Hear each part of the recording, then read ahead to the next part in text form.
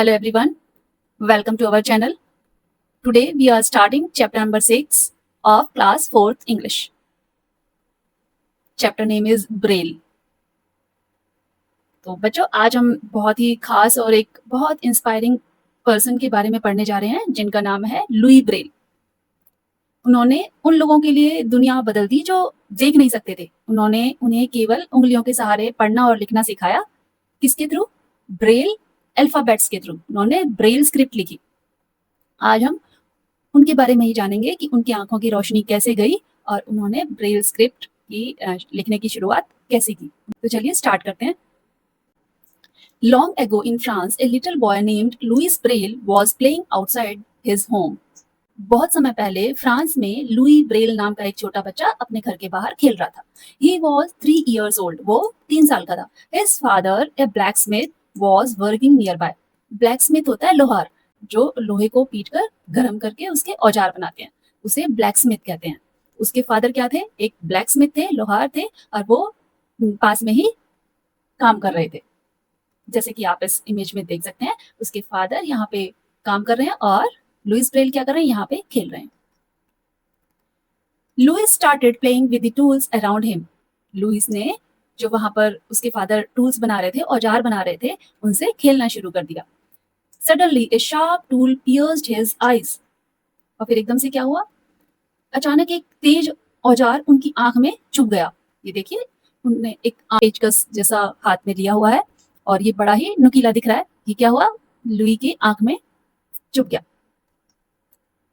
He cried out in pain. वो दर्द से चिल्ला उठा. Within a few days, he became blind in one eye. और कुछ ही दिनों में उसकी एक आंख से बिल्कुल दिखना बंद हो गया. वो एक आंख से अंधा हो चुका था. The other eye also got affected and he became totally blind. और जो उसकी दूसरी आंख थी वो भी उससे प्रभावित हुई, उसमें भी नुकसान हुआ और लुई ब्रेल टोटली ब्लाइंड हो गए. उन्हें दिखना बिल्कुल बंद हो गया. Next page. In 1819, Louis, who was 10 years old, जब 1819 की बात है, जब वो 10 years के हो चुके थे, got admission in the Royal Institute for Young Blind Persons in the Paris. 10 साल की एज में उन्हें royal institute for young blind persons, एक इंस्टीट्यूट है पेरिस में, वहां पर दाखिला मिल गया. एडमिशन हो गया उनका पढ़ने के लिए. He learned letters by using wood, cloth and pins arranged in pin cushions. उन्होंने लकड़ी, कपड़े और पिनों से बना हुआ पिन कुशन होता है, उसकी मदद से जो लेटर्स हैं, अक्षर हैं, उन्हें पहचानने की कला सीखी. Around this time, an army man named Captain Charles Barbier de la Chère had invented something called night riding. और उसी समय के आसपास की बात है, एक सेना अधिकारी कैप्टन चार्ल्स बार्बियर डे सेरे ने नाइट राइडिंग नाम का एक प्रणाली की खोज की. It was an alphabet of raised dot and dashes that soldiers could read with their fingers in the dark. और वो क्या था, किस बारे में था? यह एक उभरे हुए बिंदुओं या फिर जो डैश खींचते हैं कि एक वर्णमाला थी जिसे सोल्जर्स अंधेरे में अपनी उंगलियों से टच करके पढ़ सकते थे. However, it was too difficult and therefore not a success. लेकिन ये बहुत कठिन थी, इसलिए इसे सफलता नहीं मिली. But Louis now a teenager, लेकिन अब लुइस बड़े हो गए थे, किशोर अवस्था में थे. became interested in it, उन्हें इसमें रुचि हो गई. and simplified it, और उन्होंने इसे simplify मीन्स होता है सरल बनाना, उसे सरल बनाया. he gave the world the braille alphabet, और उन्होंने दुनिया को क्या दिया? ब्रेल लिपि दी. नेक्स्ट, यहाँ पर आपको A to Z ब्रेल लिपि में कैसे लिखते हैं ये दिखाया गया है. ये देखिए, हर एक लेटर में 6 डॉट्स होती हैं. अब जब ए लिखना है तो सिर्फ ए को हाईलाइट किया हुआ है, मींस ए को रेज्ड किया हुआ है. ए यहाँ पर एक जो डॉट है ये उभरा हुआ है, और बी लिखेंगे तो यहाँ पर 2 डॉट्स उभरे हुए हैं, लेकिन वो क्या है? वर्टिकल. और सी लिखेंगे तो 2 डॉट ही उभरे हुए हैं, लेकिन वो हॉरिजॉन्टल है. इस तरह से ये A to Z ब्रेल लिपि के अल्फाबेट्स लिखे हुए हैं. Thus, a blind person taught the world to see, और इस तरह एक अंधे व्यक्ति ने दुनिया को देखना सिखाया. Braille is a method of reading through touch. Braille क्या है? एक तरीका है जिससे छूकर पढ़ा जाता है. And you can see in the figure There is one braille symbol for each of the 26 symbols letters of the English alphabet.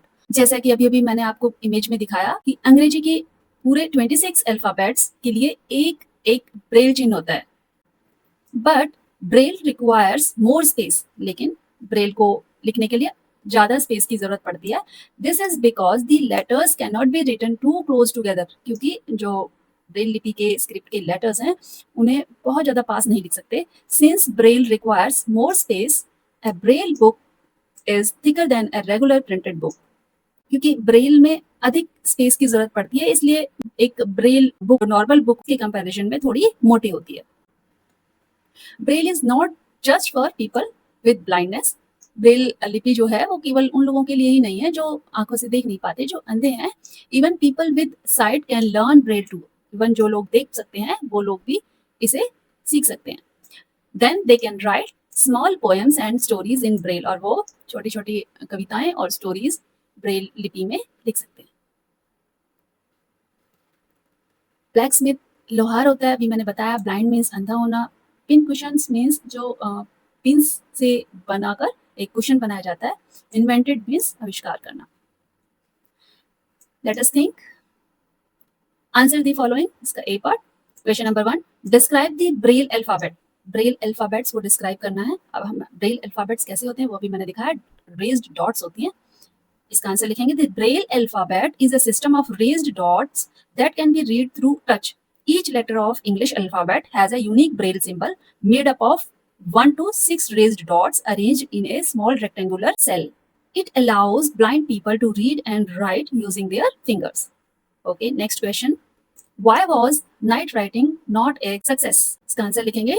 Night writing was not a success because it was too difficult to learn and use. Question number 3. What did Louis Braille do to make reading easier for the blind? Answer लिखेंगे.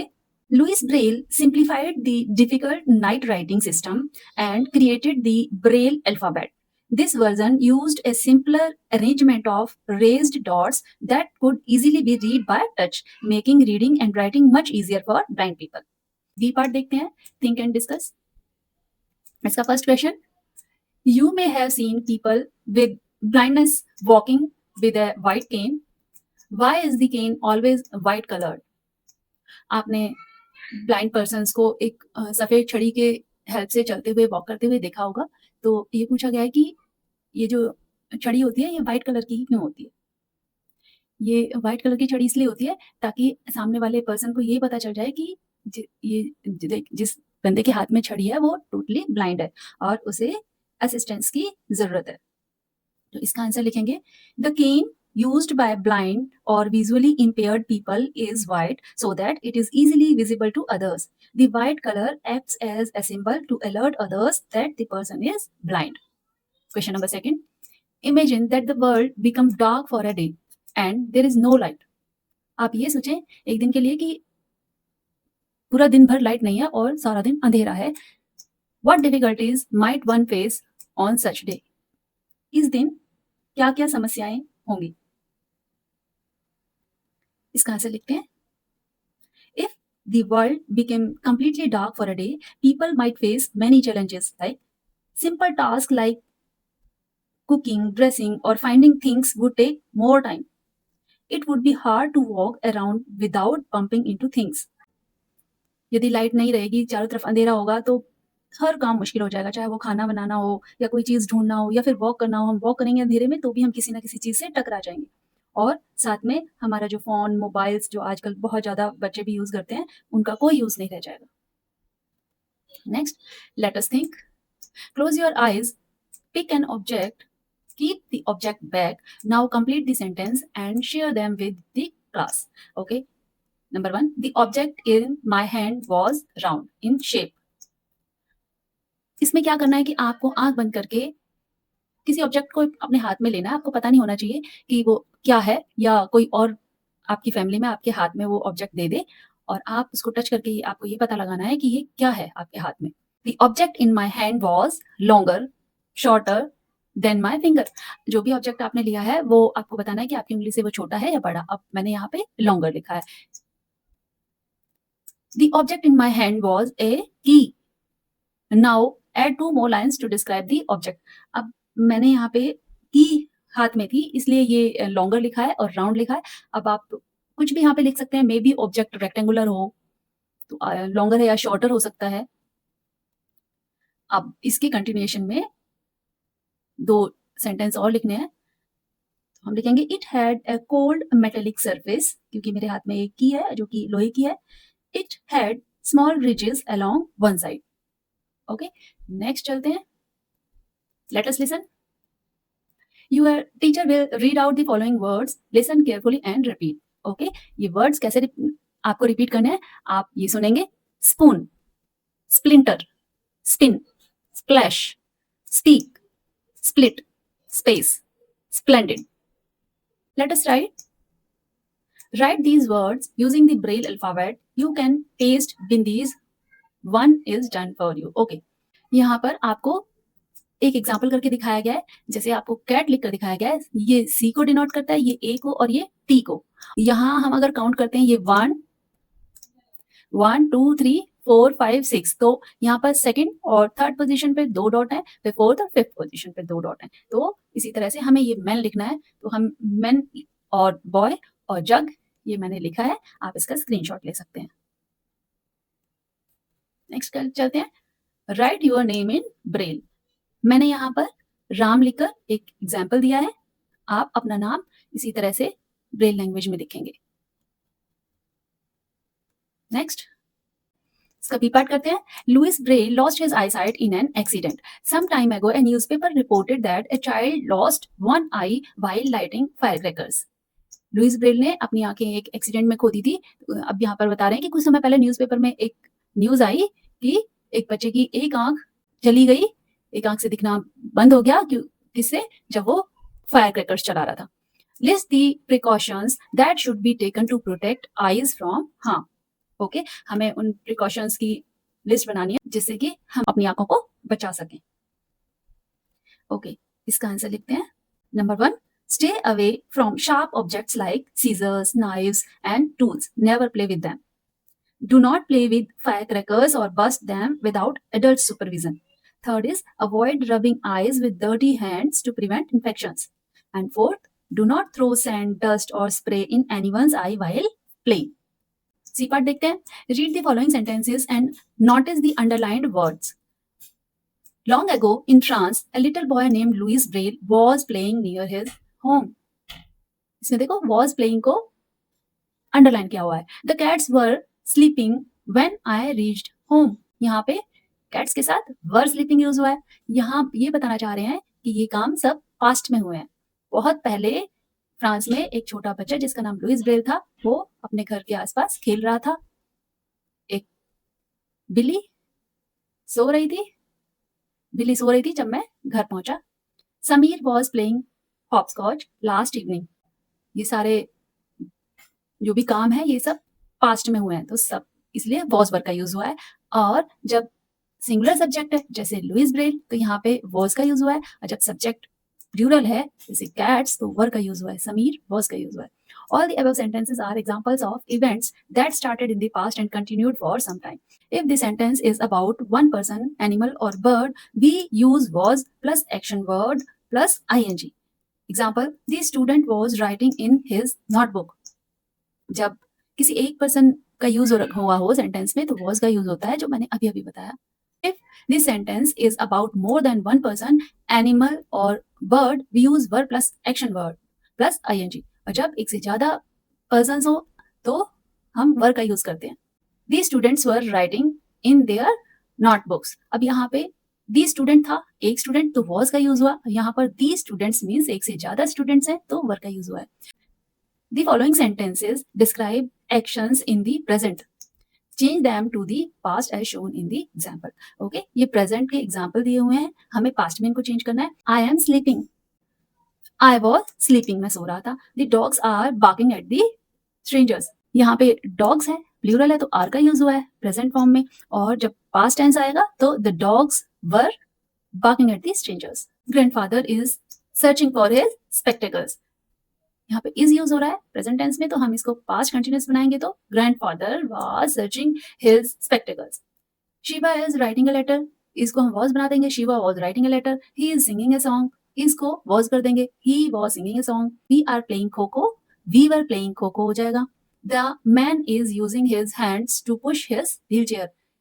यहाँ पे singular है, the man इसका use हुआ है, तो the man was का use हो जाएगा. Next look at the picture story. यहाँ पे हमें ये लड़की दिखाई दे रही है, ये अपने घर के सामने पक्षियों को दाना ग्रेन्स खिला रही है, इसकी ग्रैंड मदर लग रही है और ये कपड़े सुखा रही है. थर्ड इमेज में एकदम से हमें लग रहा है देखो हवा आ रखी है और यहाँ पर इसकी ग्रैंड मदर अंदर एंटर हुई और इधर से बाहर आई, इन्होंने कुछ क्लिप्स हैंड हाथ में ली हुई है और सारे बर्ड्स जो नीचे थे वो रस्सी पर आ गए हैं. ग्रैंड मदर ने क्लिप्स लगा दी हैं कपड़ों पर. Now fill in the blanks from the suitable options. क्या क्या ऑप्शंस है? was clapping, was sitting, was entering, was scattering, was hanging, was feeding. Okay. My friend Tarandeep told me an interesting thing yesterday. She was feeding her friends, the squirrels and the sparrows. उसके तरनदीप के जो दोस्त क्या क्या है? गिलहरी और चिड़िया, ये सब उसके दोस्त हैं. वो क्या कर रही है? उन्हें फीड कर रही है, खाना खिला रही है. She was scattering grains for them. हमने फर्स्ट इमेज में देखा था कि वो कुछ ग्रेन बिखेर रही है. स्कैटर मीन्स ऐसे बिखेरना. किसके लिए? Squirrels and sparrows के लिए. Her grandmother was hanging out the clothes. Her grandmother was hanging out the clothes to dry on the clothesline. Grandmother was entering the house when a strong wind began to blow. Grandmother अंदर गई घर के जब एकदम से जोर से हवा चली. क्यों गई? क्योंकि वो क्लोथ पैक्स लेने जाना था उसे, ताकि कपड़े उड़कर नीचे न गिरे. When she returned with the cloth packs, she saw a wonderful scene. The sparrows and squirrels were sitting on the clothes to prevent them from falling. सारे पक्षी, गिलहरी सब उस जो कपड़े सूखे हुए थे उन पर जाकर बैठ गए ताकि कपड़े नीचे ना गिरे हवा से. Tarandeep was clapping her hands with joy. Tarandeep खुशी से तालियां बजाने लगी. Grandmother put the packs on the clothes and Tarandeep set down a bowl of water for her friends. Let us do. Take a piece of paper with the help of a matchstick or the back of a pencil. Press hard on the paper to draw a circle. A plus sign. Paper pencil लेना है और आपको उस पे paper पे plus का sign बनाना है. Press hard on the paper to draw a circle. एक सर्कल ड्रॉ करना है इस तरह से जैसे इमेज में दिखाया गया. और a letter of the alphabet या फिर एक अल्फाबेट लिखना है. Now close your eyes. Turn the page over. अब अपनी आंखें बंद करें, पेज को टर्न करें.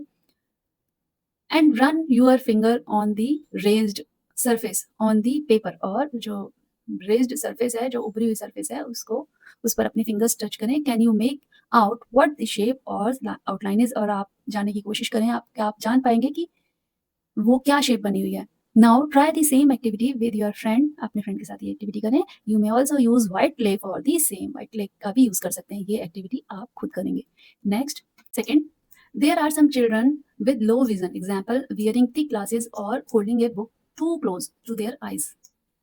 आपकी क्लास में ऐसे भी बच्चे होंगे जिनका विजन लो होगा या फिर वो बहुत मोटे ग्लास लगाते होंगे, चश्मे पहनते होंगे, या फिर आपने देखा होगा कुछ बच्चे एकदम से अपनी बुक को काफ़ी क्लोज करके पढ़ते हैं. Being a classmate and friend, how can you assist them?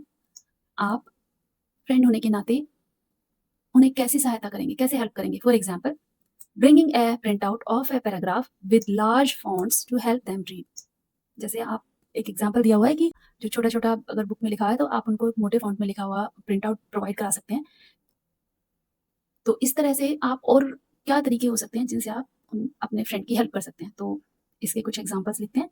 इसका आंसर है help them get a seat closer to the black board so that they can see better.